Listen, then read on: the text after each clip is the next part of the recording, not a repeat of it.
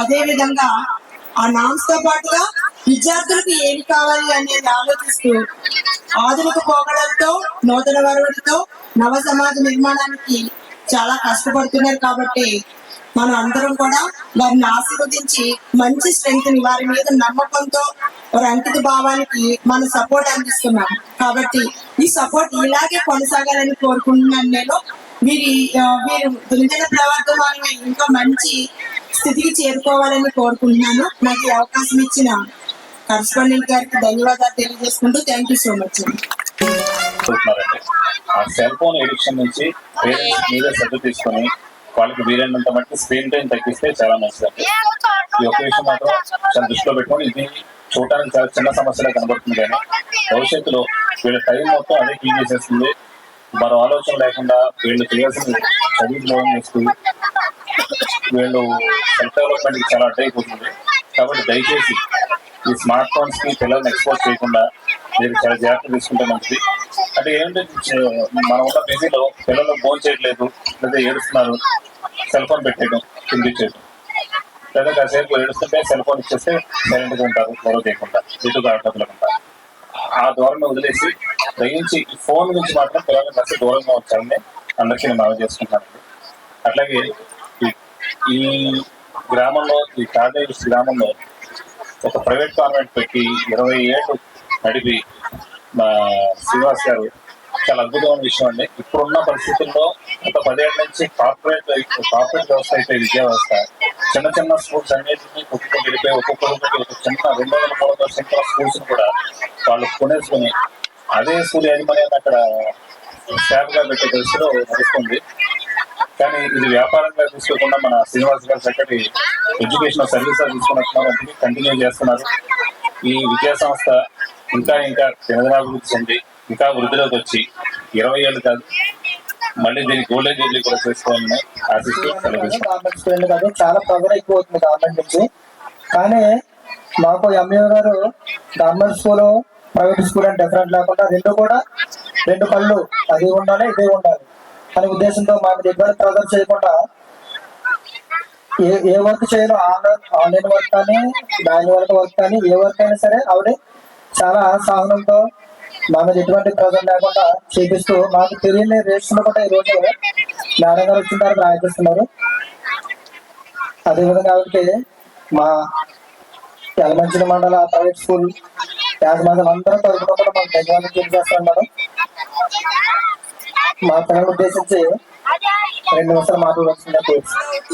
పడమర గ్రామంలో మరి వేచి ఉన్నటువంటి Balaji public school English medium వారు 20వ యానివర్సరీ డే నిర్వహిస్తున్న సందర్భంలో స్కూల్ పిల్లల తల్లిదండ్రులకు పిల్లలకు కూడా నా ఆశీస్సులు.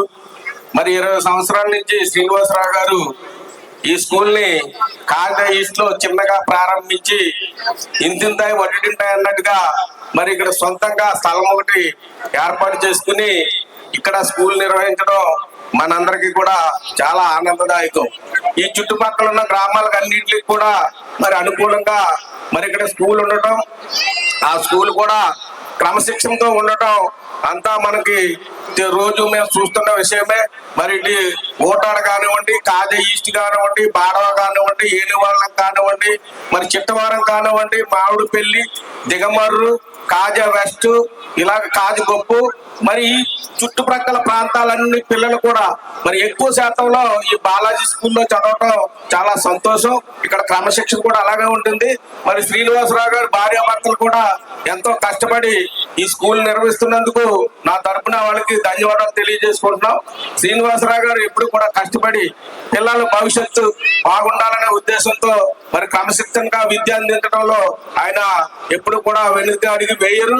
కానీ మేము కూడా కోరుకునేది ఏంటంటే మీరందరూ కూడా మరి గవర్నమెంట్ స్కూల్లో బ్రహ్మాండంగా పెడుతున్నప్పటికీ కూడా మరి విద్యను అందిస్తున్నప్పటికీ కూడా మీరు ప్రైవేట్ స్కూల్ అయితే మాకు పిల్లలకి మంచి ఇంగ్లీష్ మీడియం బాగా అందుతుంది, మా పిల్లల భవిష్యత్తులో ఎంతో ఉన్నత స్థాయికి ఎదుగుతారనే ఆశతోటి మీరంతా డబ్బులు వెచ్చించి మరి స్కూల్కి పంపించడం జరుగుతుంది.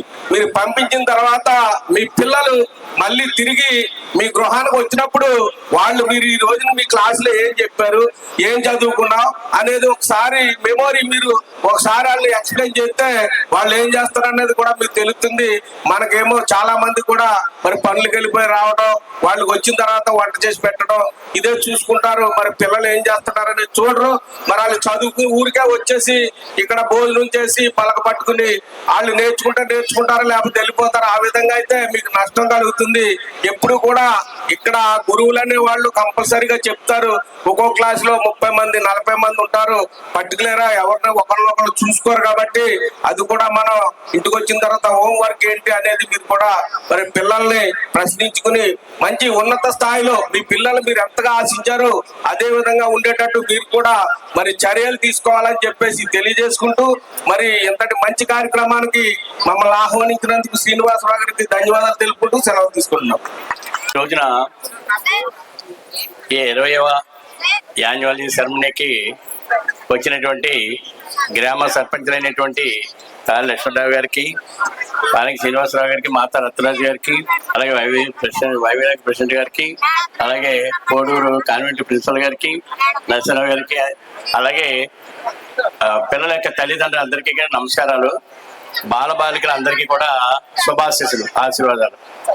ముఖ్యంగా ఇంత భార్యత్వం చేస్తున్నట్టే శ్రీనివాసరావు గారు బాగా ఎంతో కరేజ్తో చేసింది. ఎందుకంటే 20 సంవత్సరాలు ఆయన నేను కలిపి ఒకరు కూడా సలహా తీసుకుంటూ ఫస్ట్ పెట్టినప్పుడు కూడా శ్రీనివాసరావు గారు దిగినప్పుడు కూడా ఆలోచించారు, ఏమంటే ఎలా చేస్తే బాగుంటుంది, కంటిన్యూగా అవ్వండి మాస్టర్ అని చెప్పి కాజ గ్రామంలో 2 చోట్ల రెంట్కి తీసుకుని ఆయన చాలా ఫైనాన్స్ గా కూడా ఇబ్బంది పడి కూడా దాన్ని కాన్వెంట్ నడిపెట్టి కూడా వచ్చారు. ఆయన నిజంగా కూడా శ్రీనివాసరావు గారు కమిట్మెంట్ తోటి వారి మిసెస్ కూడా చాలా కమిట్మెంట్ తో చేసినటువంటి పని చేస్తూ ఉంటారు. ఎప్పుడైనా సరే ఎర్లీ స్టేజ్ లో అంటే 20 సంవత్సరాల క్రితం కానీ మనం లెక్కేసుకుంటే కనుక మనం 20,000 ఆ టైంలో లెక్కేసుకుంటే బాగా లేనటువంటి పూరి పిల్లలు కూడా ఆయన ఫైనాన్స్ గా సౌండ్ లేదు. అప్పుడు పూరి పిల్లలు ఉన్నప్పుడు ఏమన్నా మాస్టర్ వీళ్ళు లేని వాళ్ళు పాపం అంటే ఫైనాన్స్ గా కూడా వాళ్ళకి ఫీజు విషయంలో కన్సల్ట్ చేసి 6 నెలలు 7 నెలలు ఫ్రీ తీసుకోకుండా చెప్పినటువంటి మంచి ఉదయమైనటువంటి శ్రీనివాసరావు గారు. శ్రీనివాసరావు గారు ఇక్కడ వచ్చారండి, ఎటువంటి పరిస్థితుల్లోనూ కూడా టైం సెన్స్ లో ఏంటి, ఎడ్యుకేషన్ పరంగా ఏంటి చాలా కష్టపడి చెప్తుండేటువంటి మనస్తత్వం ఉండేటువంటి శ్రీనివాసరావు గారు. తర్వాత ఇక్కడ ఎంత స్పీచ్ ఇచ్చినా పిల్లల యొక్క తల్లిదండ్రులు చాలా గుర్తించుకోవాలి. పెద్దలు చెప్పేటువంటి మాటల్ని, అలాగే పిల్లలు కూడాను.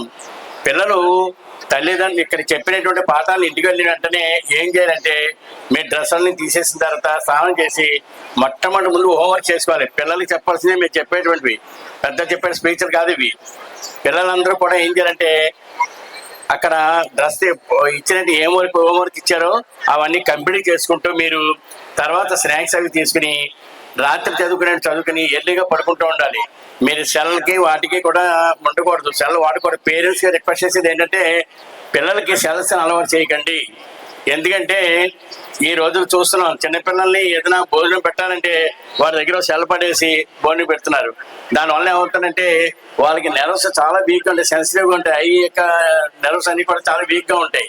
అందుచేత పేరెంట్స్ ఖచ్చితంగా కూడా మీరు ఈ సెల్ విషయంలో చాలా జాగ్రత్త తీసి పిల్లలకి ఎంత దూరంగా ఉంచితే అంత మంచిది. అంచేత దృష్టిలో పెట్టుకోండి.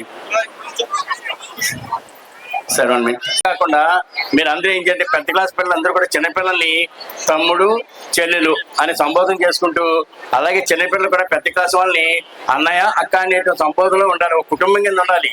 మనం అంతా కూడా కుటుంబం కాబట్టి పిల్లలందరూ కూడా అది అలవాటు చేసుకుంటూ ఉండాలి. అన్నయ్య అక్క, చిన్నపిల్లలు అయితే తమ్ముడు చెల్లెలు, ఆ రకమైనటువంటి రిలేషన్ మెయింటైన్ చేసుకుంటూ ఉండాలి. పిల్లలు ఈ విషయంలో చాలా శ్రద్ధ వహించగా పోతున్నాం.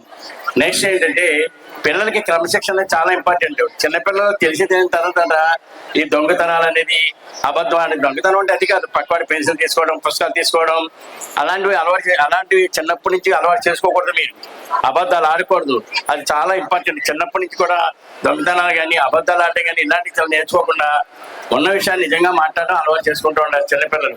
ఈ దృష్టిలో పెట్టుకుని ఉంటే కనుక పెద్దదిన తర్వాత మంచి అభివృద్ధి చెందుతూ ఉంటారు. అంటే పిల్లలందరూ దృష్టిలో పెట్టుకుంటూ ఉండాలి. తర్వాత ఎప్పుడు ఇచ్చిన హోంవర్క్ అప్పుడు కంప్లీట్ చేసేసుకుంటూ ఉండాలి. ఈ వేళ వెళ్ళగానే టీచర్ ఏమి ఇచ్చారో వర్క్ని ఆ వర్క్ కంప్లీట్ చేసుకుంటూ ఉండాలి. పేరెంట్స్ ఈ విషయంలో చాలా శ్రద్ధ తీసుకోవాలి. పిల్లలకి కాదని యానోట్ చెప్పేది, పేరెంట్స్ కి సజెషన్ చేస్తుంటే పేరెంట్స్ సజెషన్ తీసుకొస్తానికి కోరుతున్నాం. పిల్లలు రాగానే వాళ్ళు ఏం చెప్పారు, వాళ్ళకి ఏం హోంవర్క్ ఇచ్చారు అని దగ్గరుండి చేయించాలి.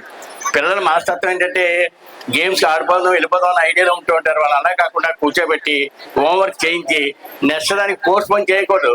ఏ పని అయినా సరే మన్నాడు పోస్ట్ పోన్ చేసామంటే అప్పుడే లేదు సోమర్థాన్ని అలవాటు అయినట్టు లెక్క అనమాట. ఎప్పుడు మనకి ఏ వర్షం పని ఏ పని ఉందో పన్నప్పుడు చేసేస్తూ ఉండాలి.